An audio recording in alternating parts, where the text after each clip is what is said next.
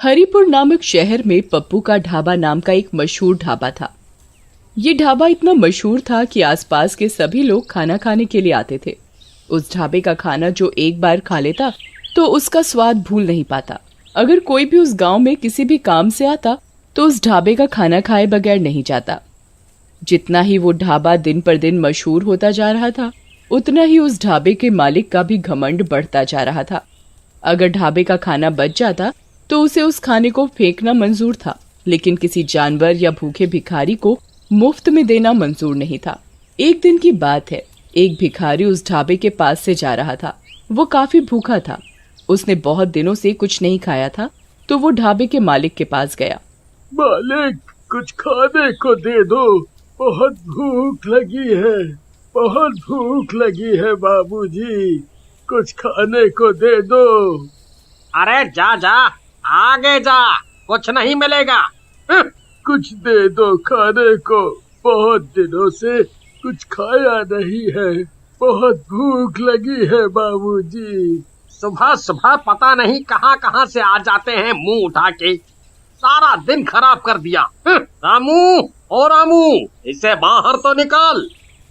रामू भिखारी को ढाबे से धक्के मार मार कर निकाल देता है, पर मालिक को भिखारी के ऊपर जरा भी दया नहीं आती और भिखारी भूख के मारे बेहोश हो जाता है।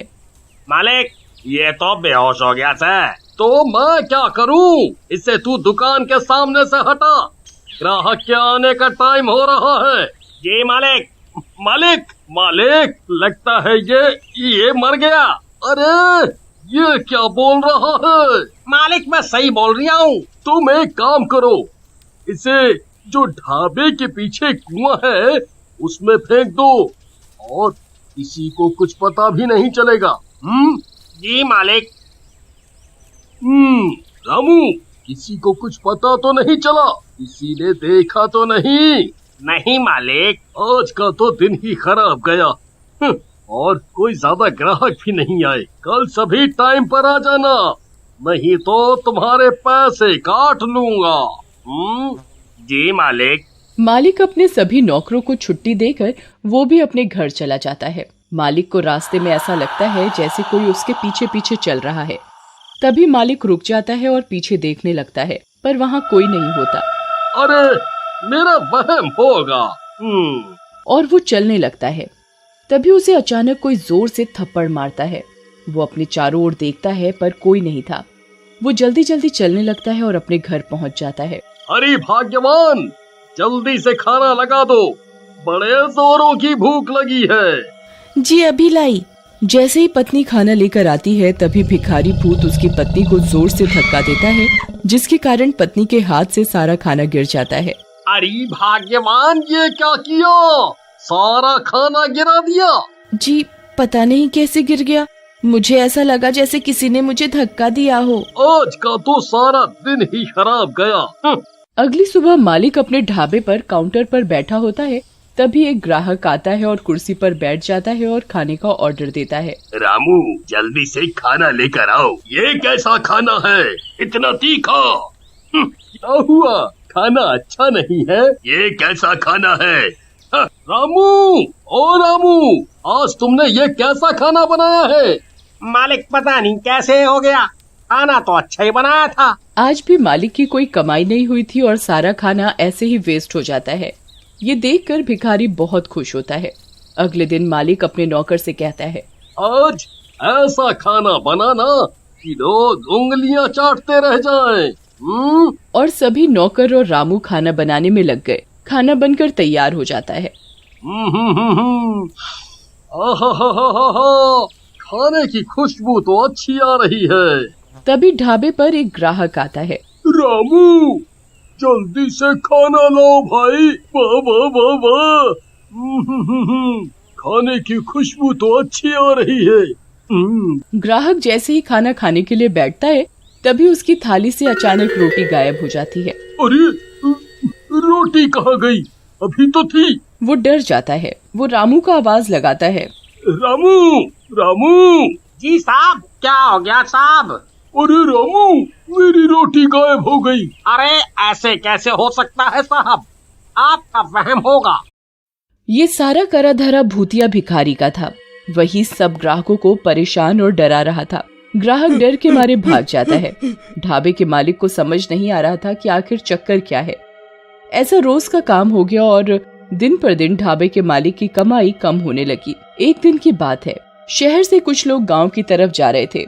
उन्हें पप्पू का ढाबा दिखाई दिया। उन्होंने उस ढाबे का नाम काफी सुन रखा था, तो वो ढाबे पर खाना खाने के लिए रुक गए और वो खाने का ऑर्डर करते हैं।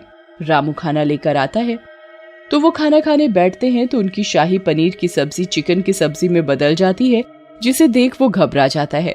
वो जैसे ही पीने के लिए पानी का ग्लास उठाते हैं तो भूतिया भिखारी सारा पानी उनके सिर पर डाल देता है और वो जोर जोर से चिल्लाने लगता है, भूत भूत भूत, अरे इस ढाबे पर तो भूत है। और वो वहाँ से भाग जाता है।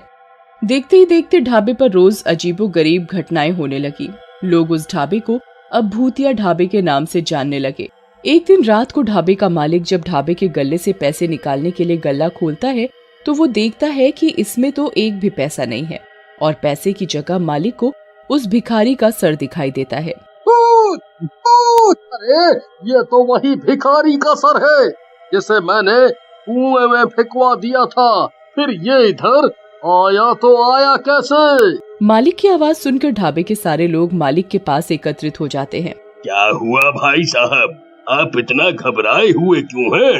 ये देखो, हमारे गल्ले में भूत है। यहाँ उस भिखारी की खोपड़ी रखी है और उधर से पैसे गायब हैं। ये सुन सारे लोग बहुत घबरा जाते हैं।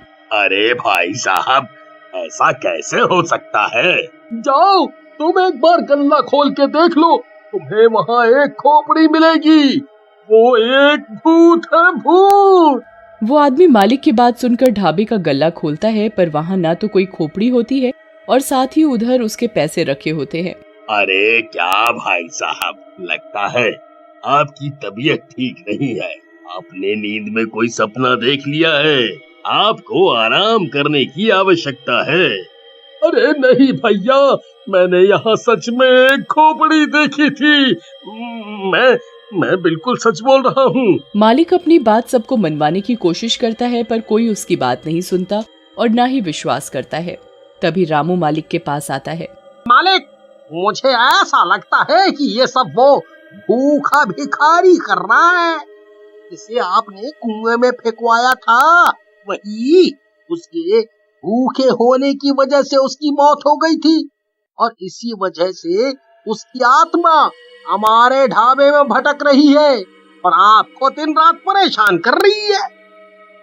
रामू, मुझे भी यही लग रहा है। तुम सही बोल रहे हो, पर अब इस बात का क्या इलाज है? तुम मुझे ये बताओ। अगर ऐसा ही चलता रहा तो मैं एक दिन पागल हो जाऊंगा और मेरा ढाबा भी बंद हो जाएगा। आप चिंता ना करिए मालिक, मैं एक बाबा को जानता हूँ। मैं आपको उनके पास लेकर चलूंगा। उनके पास हमारी परेशानी का कोई ना कोई हल जरूर होगा। ऐसा मेरा उनके ऊपर विश्वास है। मैंने उनका काफी नाम भी सुना है। वो सबकी परेशानी दूर कर देते हैं अपनी पूजा पाठ से। रामू और उसका मालिक अगले ही दिन बाबा के पास जाते हैं। वो बाबा को उधर जाकर सारी बात सच सच बताते हैं। ये तुमने क्या किया? तुमने एक भूखे भिखारी की जान ले ली। उसकी आत्मा भूख की वजह से ही तुम्हारे ढाबे में भटक रही है और तुम्हें परेशान कर रही है। बाबा जी, हमारी मदद करो, हमसे गलती हो गई। हम कभी नहीं करेंगे आगे से ऐसा। हमें माफ कर दो बाबा। बाबा अपनी शक्ति से उस भिखारी की आत्मा को बुलाता है। मुझे किसी ने परेशान किया तो मैं सबको मार डालूंगा। मुझे माफ कर दो, मुझसे गलती हो गई। मैं आगे से कभी किसी भी भिखारी को भूखा नहीं जाने दूंगा।